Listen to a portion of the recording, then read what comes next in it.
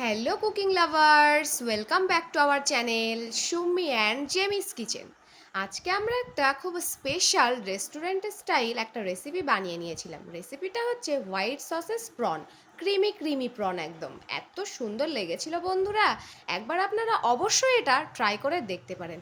আমরা একটু বেশ বড় সাইজের চিংড়ি নিয়ে নিয়েছিলাম। চিংড়িগুলো আমরা আস্ত নিইনি, একটু পিস পিস করে কেটে নিয়েছিলাম, তাহলে সব মশলাগুলো চিংড়ির মধ্যে বেশ ভালো ঢুকবে।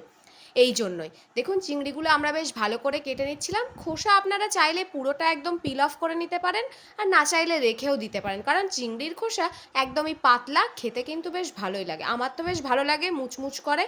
চিংড়িটাকে আগে থেকে অবশ্যই ভালো করে ধুয়ে এবার কেটে নেবেন, কারণ চিংড়ির মাছ বরাবর কিন্তু একটা ব্ল্যাক কালার দেখবেন শিরা মতো থাকে, ওটা অবশ্যই ফেলে দেবেন। এবার মশলাগুলো দেওয়ার পালা। মশলাগুলো আপনাদেরকে দেখিয়ে দিয়েছি, এবার চিংড়ি মাছগুলো দিয়ে নিচ্ছি।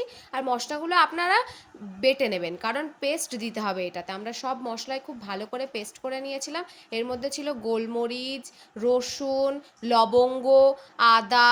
এবার গুঁড়ো মশলা দিয়ে নিচ্ছি, লাল লঙ্কা গুঁড়ো আর গোলমরিচ গুঁড়ো, একটু লবণ আর একটু সোয়া সস। সোয়া সসটা দিলে যেহেতু চিংড়ির একটা সাদা ভাব থাকে, সেই কালারটা কিন্তু একদমই চলে যায়। তারপরে এর মধ্যে একটা ডিম দিয়ে নিয়েছিলাম, আর অ্যাড করে নিয়েছিলাম ময়দা একটু ক্রিস্পি হওয়ার জন্য, আর দিয়ে নিয়েছিলাম সামান্য পরিমাণ বেসন। ময়দার পরিমাণটা আজকে একটু বেশিই ছিল, বেসনটা একটু কমই পরিমাণে ছিল। ভালো করে ম্যারিনেট করে এবার একটু ডিপ ফ্রাই করে নেবেন। তেলটা আমরা আগে থেকেই খুব ভালো করে গরম করে রেখেছিলাম। এবার ছোট ছোট আকারে চিংড়িগুলোকে দিয়ে নিচ্ছি, পকোড়া স্টাইলে ভেজে নিতে। এটা আপনারা চাইলে কিন্তু পকোড়া করেও খেতে পারেন। দারুণ লেগেছিল কিন্তু বন্ধুরা, সব মশলাগুলো একসাথে মিশে স্মেলটা যা এসছিল না, কড়াইতে দেওয়ার সাথে সাথেই পুরো বাড়ি একদম গন্ধে ভরে গেছিলো।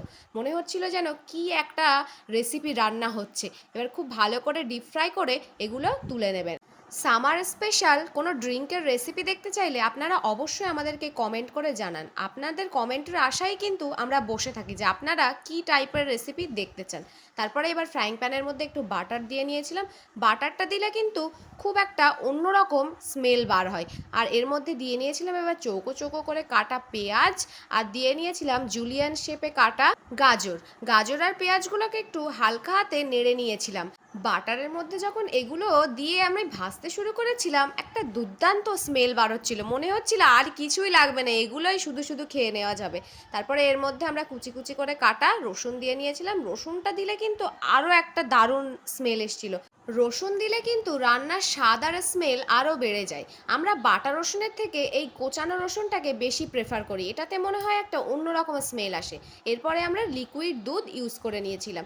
লিকুইড দুধটা কিন্তু গরুর দুধ ছিল না বা প্যাকেট দুধও ছিল না, এটা একদম আমুলের মিল্ক পাউডারটাকে আমরা একটু হালকা উষ্ণ গরম পানিতে দিয়ে গুলে নিয়েছিলাম। তারপরে এর মধ্যে একটু অ্যাড করেছিলাম ধনিয়া পাতা। ধনিয়া পাতাটা দিলেও একটা অন্যরকম স্মেল এসেছিলো। সব স্মেল একসাথে মিশে যেন একটা এত সুন্দর হয়েছিল না বন্ধুরা। আর একটু স্বাদ মতো নুন দিয়ে নিয়েছিলাম। আপনারা চাইলে একটু সামান্য পরিমাণ চিনিও অ্যাড করতে পারেন, এটা একদমই নিজেদের ব্যাপার। মিষ্টি খেতে চাইলে অ্যাড করবেন, না হলে অ্যাড করবেন না। আর চাইলে একটু চিজও অ্যাড করতে পারবেন। আমাদের বাড়িতে চিজটা ছিল না, ফ্রিজটা খুলে দেখেই চিজ নেই, তাই জন্য আমরা চিজটা অ্যাড করিনি। আর এর মধ্যে একটু ময়দা দিয়ে নিয়েছিলাম, কারণ ময়দাটা দিলে একটু থিকনেসটা খুব সুন্দর হয়েছিল, আর গাঢ় গাঢ় একটা ভাব চলে এসেছিল।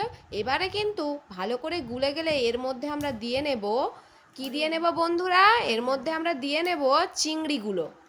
চিংড়িগুলো দিয়ে নিয়েছিলাম ঝোল ঝোল থাকা অবস্থাতেই, কারণ এই পকোড়াগুলোর মধ্যে এই ঝোলটা টেনে নেবে আর পকোড়াগুলো আরও সফট হয়ে যাবে। এবার প্রায় প্রায় 1-2 মিনিট মতোই আপনারা একটু রেখে দেবেন। রেখে একটু অরিগানো আমরা ছড়িয়ে নিয়েছিলাম স্মেলটা আরও একটু আলাদা রকম করার জন্য। আর এই যে একদমই প্রায় রেডি হয়ে গেছে। রেসিপিটা ভালো লাগলে অবশ্যই আপনারা like comment share and subscribe করে দেবেন। আর বন্ধুরা কমেন্ট করতে ভুলবেন না কী কী রেসিপি দেখতে চান। আপনাদের কমেন্টে কিন্তু আমাদের উৎসাহ বাড়ায়। আমাদের এই রেসিপিগুলো দেখে আমার বন্ধু বান্ধবরা তো সবসময় বলে এত সুন্দর সুন্দর রেসিপি বানাস, একদিন তো খাওয়াস না। তাই আমার কয়েকটা বন্ধু চলে এসেছিলো, আমি বলেছিলাম ঠিক আছে আয়, খুব সুন্দর একটা রেসিপি বানিয়ে খাওয়াবো। ওরা কিন্তু খেয়ে বলেছিল রেস্টুরেন্টে যাওয়ার দরকার নেই, তোর বাড়িতে এলেই তো একদম রেস্টুরেন্টের মতো এত সুন্দর সুন্দর রান্না খাওয়া হয়ে যাবে। আমি মুচকি হেসে বলেছিলাম হ্যাঁ হ্যাঁ অবশ্যই চলে আসিস।